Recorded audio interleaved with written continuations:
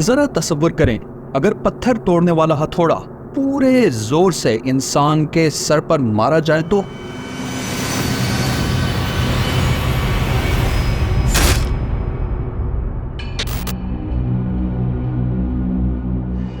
یہ ایک ایسا امر ہے جس کو سوچ کر ہی بندے کے رونگٹے کھڑے ہو جاتے ہیں۔ آپ یا میری طرح سب کے لیے یہ صرف ایک وحشت بھرا تصور ہی نہیں بلکہ کبھی کراچی کے واسیوں کے لیے یہ ایک خوفناک حقیقت تھی۔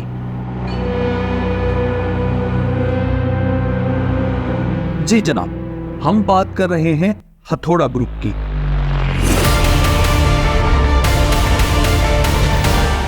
1980 کی دہائی کے اوائل میں کراچی نسبتاً پرامن شہر ہوتا تھا۔ یہاں بسنے والوں میں بہت اپنائیت اور زندگی سادہ تھی۔ نہ میڈیا کا شور و گل تھا، نہ ہی انٹرنیٹ اور موبائل فونز کی کوئی گہما گہمی۔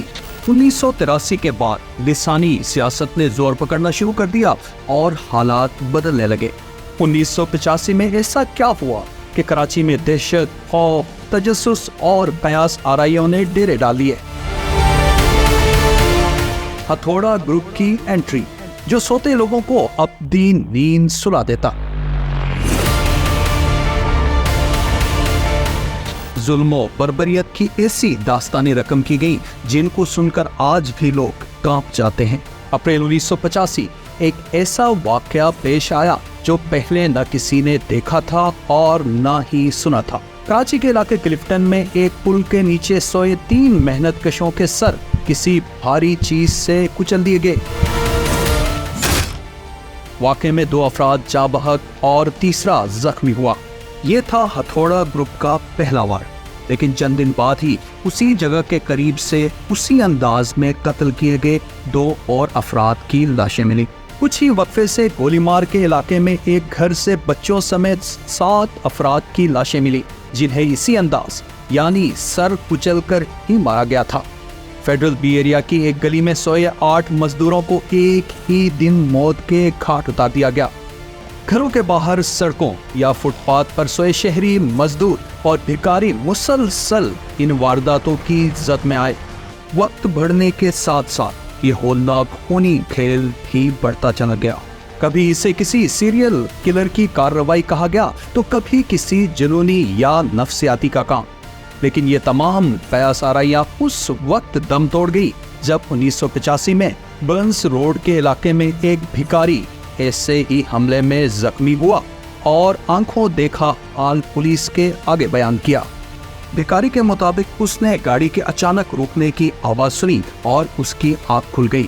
اس نے دیکھا کہ اس گاڑی سے 4 نقاب پوش افراد اترے اور ان میں سے ایک نے اس بھکاری کے سر پر ہتھوڑا مارا۔ ان کو لگا کہ بھکاری مر گیا ہے، اس لیے وہ دوبارہ گاڑی میں بیٹھے اور وہاں سے فرار ہو گئے۔ اس بیان نے انویسٹیگیشن کے تمام زاویے تبدیل کر دیے۔ پہلی بار پتا چلا کہ یہ کسی ایک فرد یا 2 افراد کا معاملہ نہیں بلکہ اس میں پورا منظم گروہ شامل ہے، اور تب سے اس گروہ کا نام پڑا ہتھوڑا گروپ۔ ایک طرف ہتھوڑا گروپ کے 100 قتل پورے ہو چکے تھے تو دوسری جانب عوام شدید عدم تحفظ کا شکار تھے۔ شدید دباؤ کے باعث حکومت کی طرف سے تمام ایجنسیوں کو ہائی الرٹ کر دیا گیا۔ تحقیقات شروع ہوئی۔ کڑیوں سے کڑیاں ملاتے ملاتے ایجنسیاں آخرکار ایک ملزم تک پہنچ گئی اور اس کی نگرانی بھی شروع کر دی گئی۔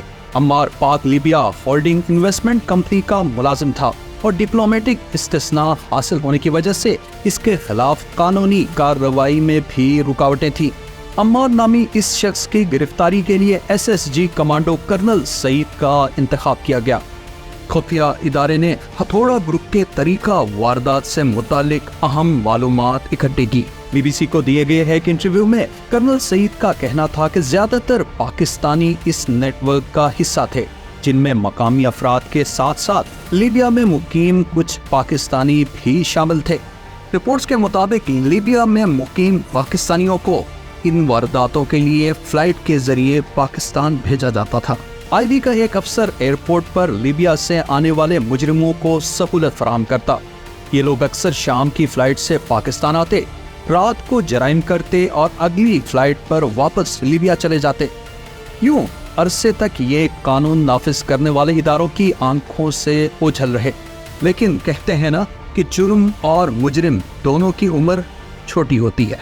मरकजी मुल्जिम अम्मार पकड़ा गया, एतराफी बयान भी सामने आ गया और जल्द ही वो लोग भी कानून की गिरफ्त में आ गए जो मकामी तौर पर इसके साथ थे या सहूलत फराहम कर रहे थे। जैसा कि हमने ऊपर बताया कि अम्मार नामी उस शख्स को डिप्लोमेटिक इस्तिस्ना हासिल था और यही इस्तिस्ना उसे कानूनी कार्रवाई से बचा गया। इसे नापसंदीदा शख्स करार देकर वापस लीबिया भेज दिया गया।